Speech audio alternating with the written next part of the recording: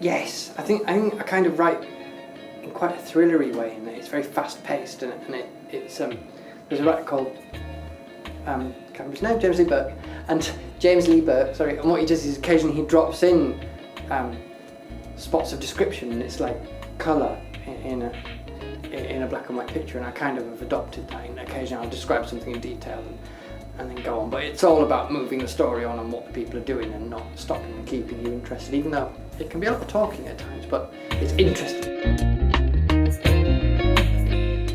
None. You kind of get a saying that they showed me the cover and said, "Do you like this?" And I said, "Well, actually, I kind of like really less traditional art. I like something quite strange and quite abstract." And they went, "That's interesting."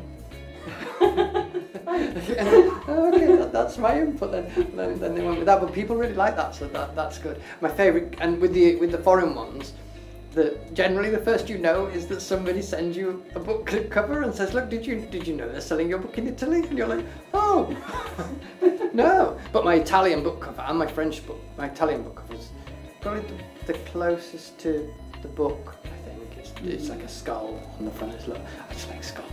And the French cover is by the same guy who did The Light of Loch Lamora, and it's really beautiful.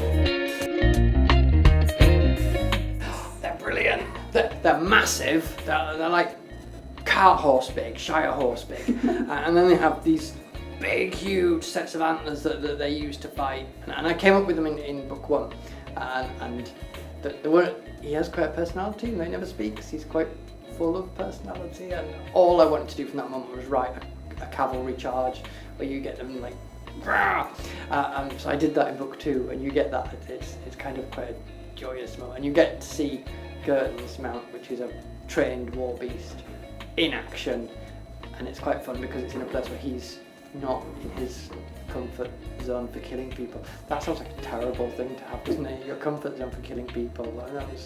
I prefer to be standing up when I'm there.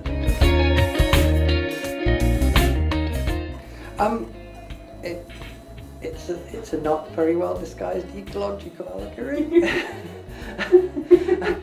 Magic in a lot of magic is money in a lot of ways. If you take it as a metaphor, you've got people who are in traditional fantasy. You have like mages, and then they're all skilled, and then you have your farm boy who's learned magic, but he's not actually welcome amongst them because he's like new money coming up with his magic. And from there I kind of got to oil and stripping things out of the ground, and I thought, oh, that's quite a good way of doing magic. And there has to be a price for magic. You can't magic that's easy and powerful is like a get out of jail free card for your character. They never have to work. And in Girton's world, magic has a huge price, and he feels very bad about using it when he does, but hopefully not to the level of you just want to scream at him, "Just use the magic, Girton, do it!"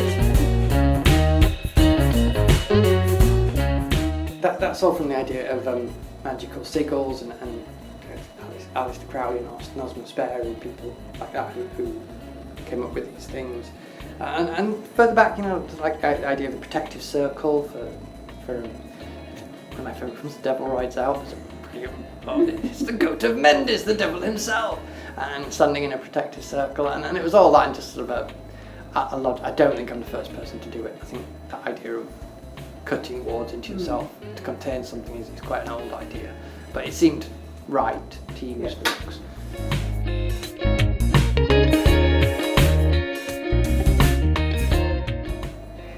He is at the same time not defined by his disability, but kind of always, in the earlier books, always aware how it marks him out and it makes him different. As that goes on through the books, the theme of the disability isn't as strongly in the later books, but it's deliberate in that when there is something wrong, you learn to live with it, and it doesn't. I don't walk around constantly thinking, "Oh, this is wrong with me."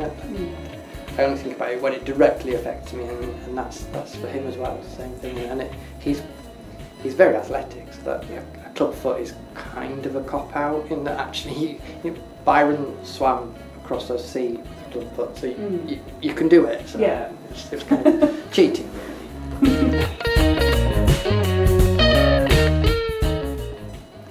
I don't know. I think I'd choose something that there's a lot of quite dark folk sort of country music coming out of America. There's a chap called Jay Munley, Jay Munley and the Lee Lewis Harlots.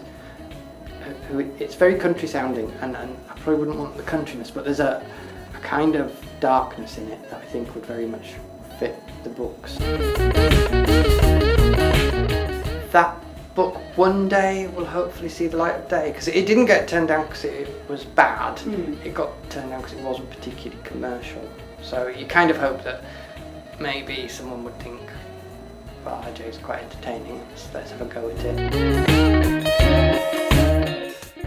CJ Cherry, she's brilliant. Nicholas Eames, just because it would be funny.